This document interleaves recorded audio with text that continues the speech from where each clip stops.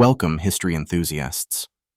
Today, we delve into the annals of time to explore a fascinating letter from one of the most iconic figures in history, Napoleon Bonaparte. This letter, penned on October 17, 1798, provides a vivid account of military campaigns in Egypt, offering us a unique glimpse into the strategic mind and eloquence of the French military genius. As we embark on this historical journey, we'll uncover the details of battles against the Mamelukes, encounters with Arab tribes, and the relentless pursuit of victory in a foreign land. Join us as we explore the letter that not only reveals Napoleon's military prowess, but also showcases the challenges and triumphs of a bygone era. The following is one of Napoleon's accounts during his time in Egypt. Headquarters, Cairo, 26, Vendemiaire Year 7, October 17th, 1798. Citizen Directors, I am sending you the details of some battles that have taken place at different times and in different locations against the Mamelukes, various Arab tribes, and some rebellious villages. Battle of Gamreïn. Brigadier General Fougier, with a battalion of the 18th Half Brigade of the Line, arrived at Mamelukes in the Delta on the 28th Thermidor, intending to reach Mehalet el-Kabir, the capital of the Garbier province. The village of Gamreïn refused passage. After an hour of combat, he pushed back the enemies into the village, besieged them, forced them, killed 200, and took control of the village. He lost 3 men and had some wounded. Citizen Chainet, a sub-lieutenant in the 18th, distinguished himself. Battle of Gamreïn.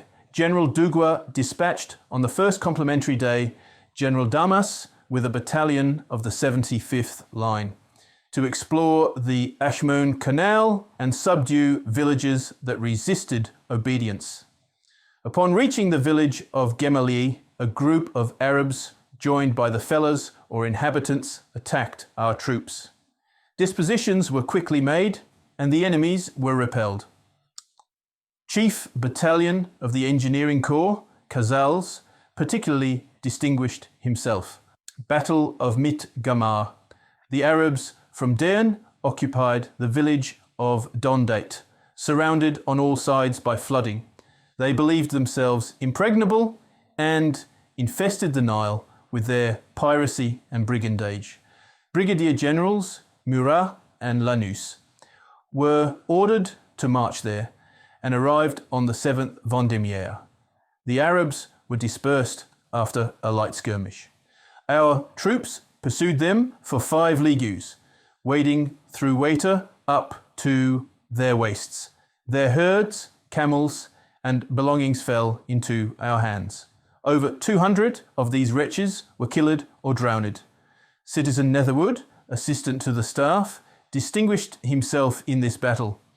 The Arabs are to Egypt what the Barbets are to the county of Nice, with the significant difference that instead of living in the mountains, they are all on horseback and live in the midst of deserts. They plunder Turks, Egyptians, and Europeans alike. Their ferocity equals the miserable life they lead, exposed for entire days in blazing sands to the heat of the sun, without water to drink. They are merciless and faithless. It is the most hideous spectacle of savage man imaginable. General Decisive left Cairo on the 8th Fructidor to go to Upper Egypt with a flotilla of 2 half galleys and 6 avisos. He sailed up the Nile and arrived at Beni Suef on the 14th Fructidor. He disembarked and, with a forced march, reached Benessé on the Joseph Canal. Murad Bey evacuated upon his approach. General Desai took 14 boats loaded with baggage, tents, and 4 cannons. He rejoined the Nile on the 21st Fructidor and arrived at Ceuta on the 29th Fructidor. Then, being over 100 leagues from Cairo, pushing ahead the flotilla of Beys, who sought refuge towards the cataract. On the 5th complementary day, he returned to the mouth of the Joseph Canal. After a difficult and arduous navigation, He arrived on the 12th Vendémiaire in Bénessé. On the 14th and 15th, there were various skirmishes that preceded the day of Sediman, Battle of Sediman. On the 16th, at dawn, General Decisive's division set out and soon found itself facing Murad Bey's army, numbering 5,000 to 6,000 horsemen, the majority being Arabs, and an infantry corps guarding the entrenchments of Sediman, where he had 4 cannons. General Decisive formed his division, entirely composed of infantry, into a square battalion, which he illuminated with 2 small squares of 200 men each. The Mamelukes, after much hesitation, decided and charged with horrible crease and great courage the small squad on the right, commanded by Captain Valette of the 21st Light. At the same time, they charged the rear of the division's square, where the 87th Ligne was a good and intrepid half-brigade. The enemies were received everywhere with the same coolness. The hunters of the 21st fired only at 10 paces and crossed their bayonets.